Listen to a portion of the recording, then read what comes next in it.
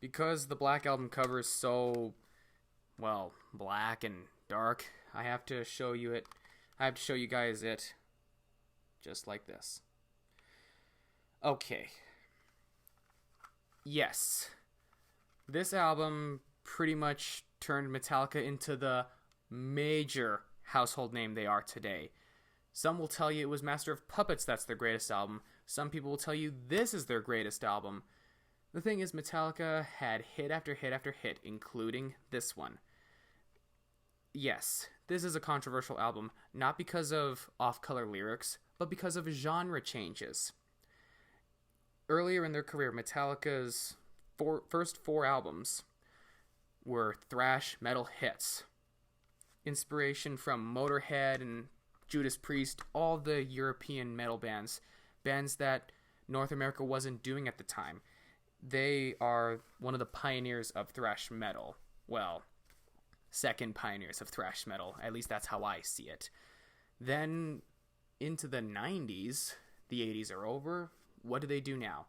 Well, after the mega success of their fourth album, Justice for All, it was time to change things up a bit, or at least that's how they saw it. The reason why a lot of people hate this album is because of the genre change. Someone told me, you put on this album and you're going to think this is a completely different band. It just sounds like James Hetfield joined a different band. Well, no, it is still Metallica. They just changed genres. Here's how I see it, okay? Taylor Swift, think about her.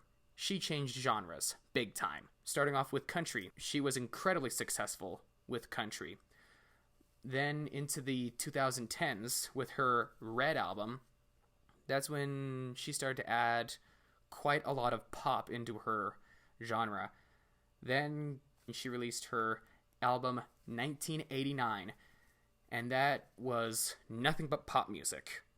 And Taylor Swift went from country star to pop star, and she became incredibly popular, more popular than she had ever been before.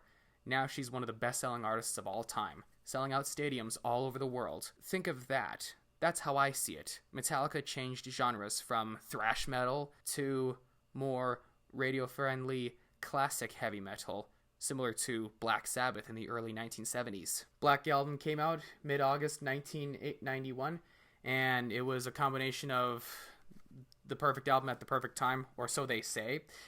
I think the Black Album just was new. It was time for a change. Even though a lot of people were not ready for it, it was time for a change. Change likes to irritate people. It likes to tick people off, you know? But for me, I don't mind the Black Album. I wouldn't mind owning this album.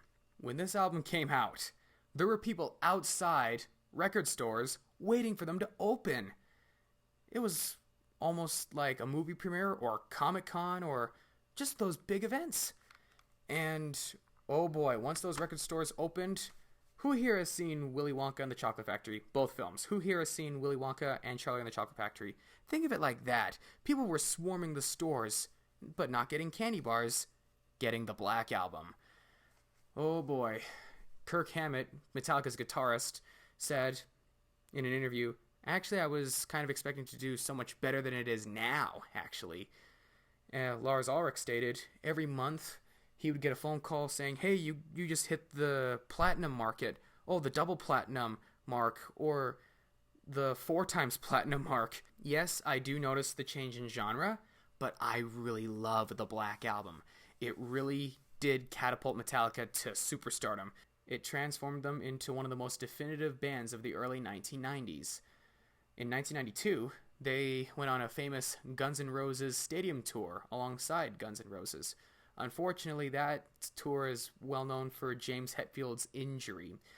In August 1992, a year after the album's release, they were in Montreal, and a pyrotechnic accident burnt James Hetfield's arm, and they had to postpone some of the tour, but luckily, they came back.